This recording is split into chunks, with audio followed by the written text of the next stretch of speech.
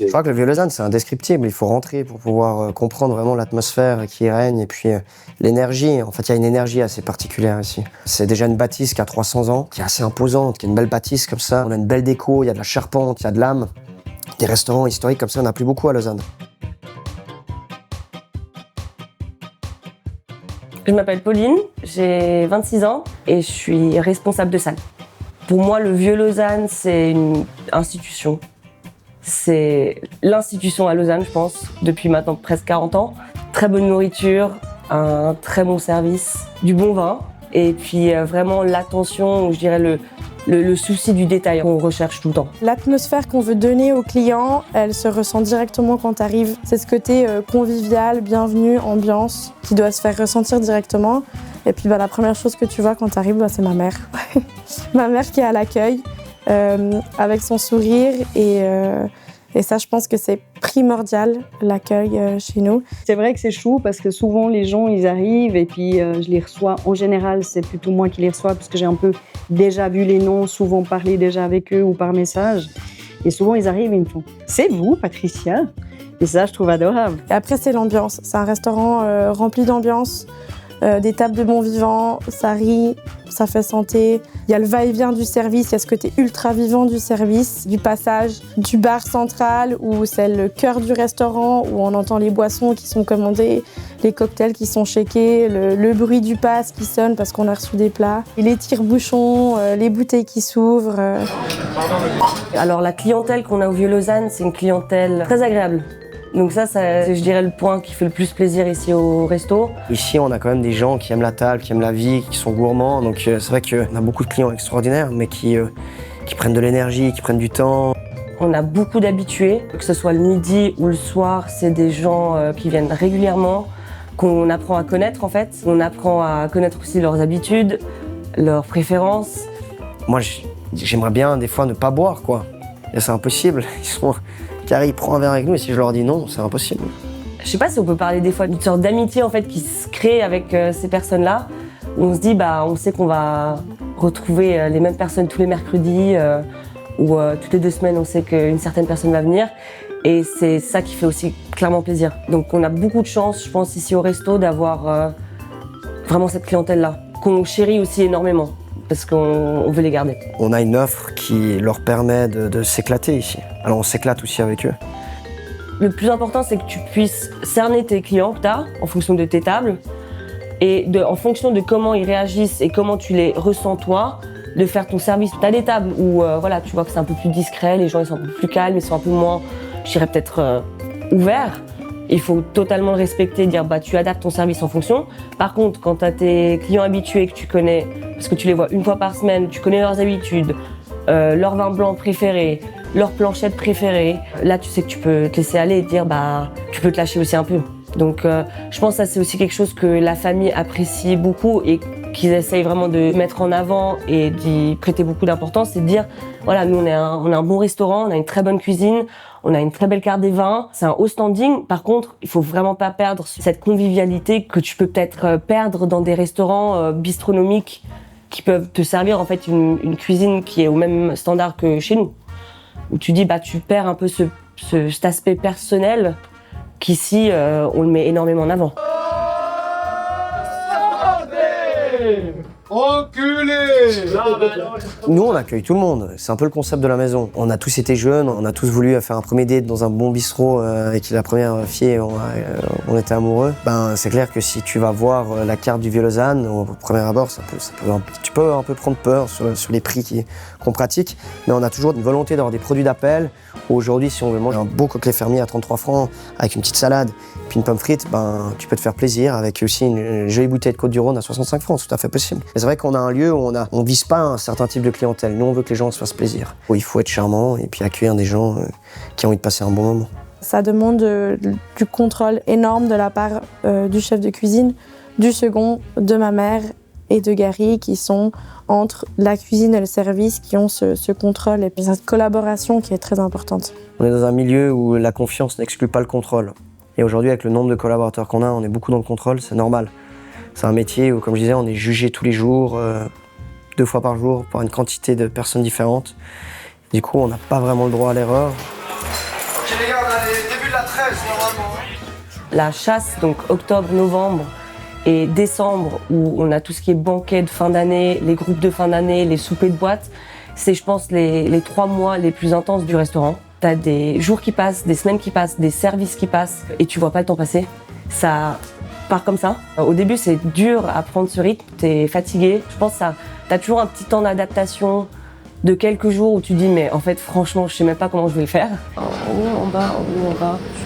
Et tout en même temps, c'est pas marrant. Je suis très reconnaissante de la famille, donc surtout de Gary et puis de Patricia, où là, franchement, on a besoin d'eux, qu'ils soient derrière nous pour ajuster un peu, je dirais, ces temps de transition, pour que nous, on se mette un peu de mots dans le bain et dans le rush. Après, dès que ça c'est fait, dès que ce petit cap il est fait, qui est un peu compliqué, je trouve que vraiment, c'est là où tu commences à prendre du plaisir. L'intensité dans le service, elle dépend de la quantité de couverts que tu dois servir dans un laps de temps donné. Et puis elle dépend aussi de la manière dans laquelle tu vas servir ces gens. Alors au bout d'un moment, il y a un truc qui est compliqué, c'est servir beaucoup de gens avec un service très soutenu. Et c'est ce qu'on fait. Donc l'intensité, elle est élevée. Ça veut dire qu'on va pas prendre les assiettes et les lancer, ou c'est pas du self-service. On va faire 150 couverts un vendredi soir. Les 150 couverts, c'est pas parce que tu fais 150 que ce client-là doit être servi d'une manière où un jour tu peux lui lever sa sole à table, et puis l'autre jour, parce que tu as fait 50 couverts, l'autre jour tu peux pas parce que t'en fais 150. Donc l'intensité, elle est très soutenue. Et ça requiert énormément de concentration. C'est vrai que c'est une intensité pendant 2-3 heures qui est assez extrême. C'est pour ça qu'à chaque briefing, on leur donne une petite coupe de champagne avant le service. Ils sont un petit peu plus relax. Et après le service, pour dire bravo, une petite coupe de champagne. Et on les force pas. Attention, c'est vraiment, ils font comme ils veulent. Mais en général, ils sont assez contents de boire un grand champagne avant le service. Recette de fromage. Voilà. Il y a heureusement, Anders, il a jamais connu un briefing avant. Ici, il y a des briefings avant. On a ça, les suggestions, les machins, les trucs. Et on prend 15-20 minutes pour que vraiment les collaborateurs se mettent dans le bain et soient déjà concentrés dans le gros service qui arrive sur le soir et qu'ils essaient de rester concentrés sur toute la soirée. On fait toujours des briefings très importants avant le service. Et ça, je trouve que c'est vraiment un plus qu'on n'avait pas avant. Vous savez que le briefing de service, on va d'abord parler des réservations qu'on a sur le soir, des différents clients, leurs habitudes, ce qu'ils aiment pas, les tables qu'ils préfèrent, etc. Et puis après, on va parler de l'organisation sur les chefs de rang, c'est-à-dire qui prend quel client, quel secteur. Et puis, formation chaque fois sur la carte, sur les vins, sur des nouveaux produits. On arrive à prendre le temps, en général, prendre 5-10 minutes avant chaque service. Puis faire un petit quiz sur les différentes choses. Et puis ça met directement tous les collaborateurs dans le bain. Et c'est vrai que pour nous, c'est assez important, sachant qu'on a un niveau d'exigence qui est assez élevé de la part de nos clients, d'avoir un service derrière qui suit, effectivement. Maintenant, on est à peu près 24-25 fixes avec une quinzaine d'extras. Le Vieux-Lausanne, c'est quelque chose. Et ils travaillent ici, ils sont fiers, ils montrent qu'ils sont fiers. C'est du service incroyable. Je vois comme ça bouge. C'est pas chacun sa table, tout le monde sait. Quand il y a du rush quelque part, ils sont là. Et ça, c'était toujours ta philosophie. Tu les engueules pas, toi.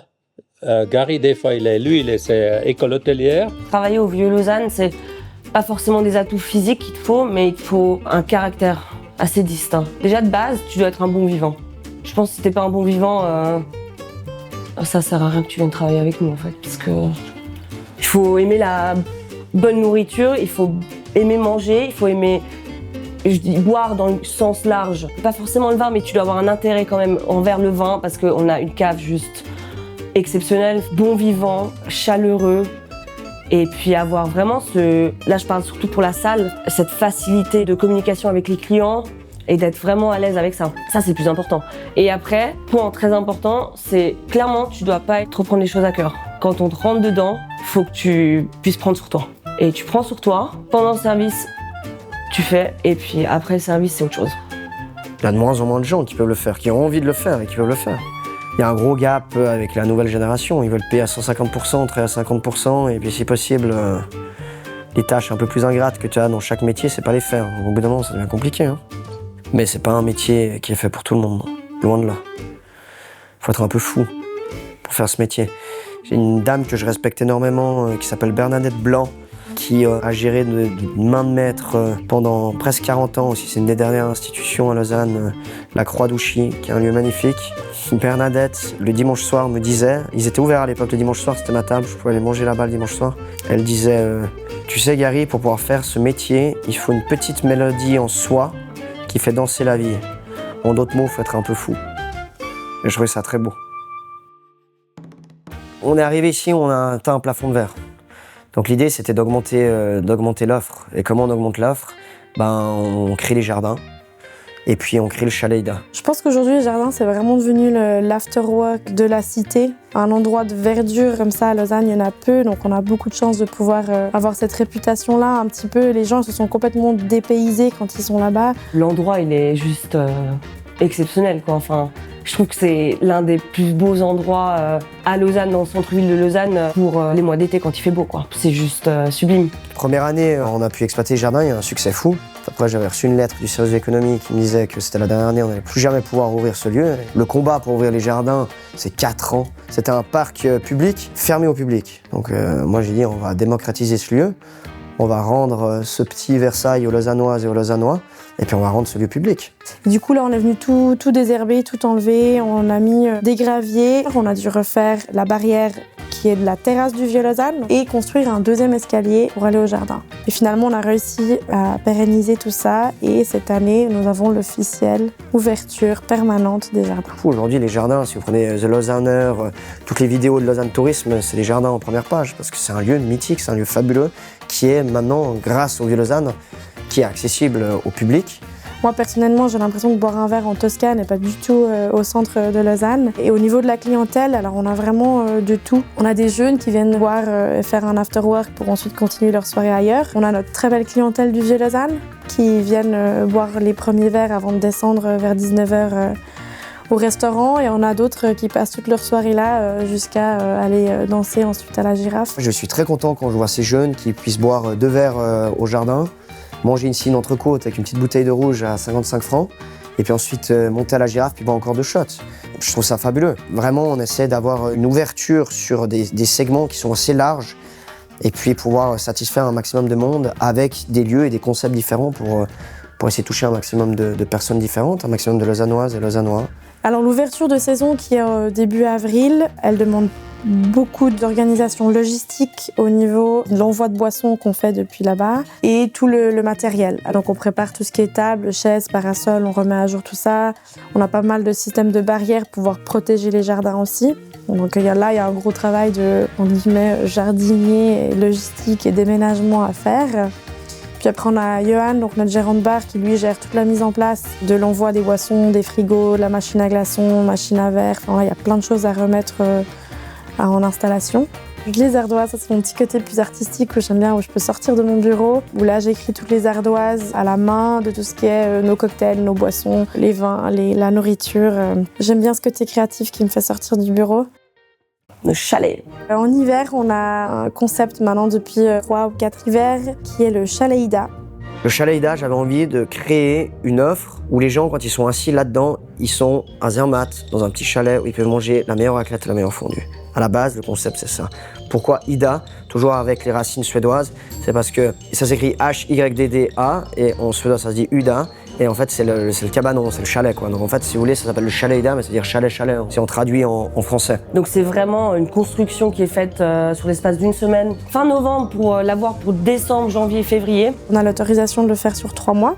Malheureusement pas plus, mais c'est déjà pas mal. C'est vraiment une atmosphère complètement différente du reste du restaurant. Je trouve au niveau de la décoration, de l'ambiance qu'il y a, avec les poêles chauffants, les peaux de mouton, les petits plaids rouges partout. C'est chauffé dans des poêles au feu de bois, il y a des rideaux à carreaux. On a vraiment l'impression d'être dépaysé dans un chalet à la montagne à 2500 mètres d'altitude, quoi. D'ailleurs, quand les peu de fois où il neige à Lausanne, on a vraiment l'impression dans les photos qu'on est pas du tout à Lausanne et vraiment à la montagne. Papa aime bien dire aux gens, s'il vous plaît, laissez vos skis à l'extérieur. Et je trouve que ça marche très très bien, parce qu'en fait, ça nous fait une salle de 40 à 50 couverts en plus. À la base, on s'est dit, on fait un truc que personne ne fait à Lausanne, c'est la vraie raclette. Parce qu'aujourd'hui, vous voulez manger une raclette à Lausanne, vous ne savez pas où aller. C'est une idée qui a mûri aussi pendant le Covid. On a fait une dégustation à l'aveugle de fromage. Parce que chaque fois qu'on fait quelque chose, on veut que ce soit fait le mieux possible avec la meilleure qualité de produit. La diversité de ce que le Vieux-Lausanne propose, c'est-à-dire le restaurant, le chalet en hiver, les jardins, le bar girafe, on a aussi la salle de banquet. Ça permet une diversité autant pour nous que pour les clients qui est primordiale parce qu'on n'a pas le choix d'être innovant, on n'a pas le choix de constamment améliorer, de savoir comment ça se passe pour chaque collaborateur, pour chaque personne cadre ou importante. En fait, on n'a pas le temps vraiment de se reposer et de se dire tout se passe bien, ça roule. On doit tout le temps être là, tout le temps voir. Le mot le plus important dans notre milieu, c'est l'adaptation. Si on ne s'adapte plus, on est mort. Si on ne surfe plus sur la vague, on est mort. On fait un métier où tous les jours on doit s'adapter. C'est un des métiers les plus difficiles parce qu'on doit s'adapter tous les jours. C'est pas on a un business plan et on s'y attache et puis on reste et puis on va gagner de l'argent pendant 10 ans. On fait un métier où on est jugé 2 fois par jour, tous les jours. Donnez-moi un autre métier où vous allez être jugé par 150 personnes 2 fois par jour. Là, je parle du Vieux-Lausanne. Après, il y a encore le bar, il y a encore la salle de banquet, il y a encore les jardins. Donc en fait, plus on brasse de personnes, plus on va brasser d'avis différents et plus on va être jugé. Et ça, je pense que c'est le plus compliqué aujourd'hui. Donc c'est un gros bateau. Il y a des jours où c'est un peu plus compliqué à gérer au niveau de nos épaules. Mais je pense que ça nous permet de garder tout ça en vie et de nous garder, nous, la famille, en vie. Mon père qui a 70 ans, il est dynamique, il est actif. C'est un tout... Et par rapport à l'offre lausannoise, je pense que les clients aussi, ils peuvent tout retrouver en un endroit. On sublime le lieu par les personnes qui y travaillent, par les produits qui y sont servis, par l'atmosphère. Maman qui a l'accueil, Gary qui gueule, ça fait partie du jeu aussi.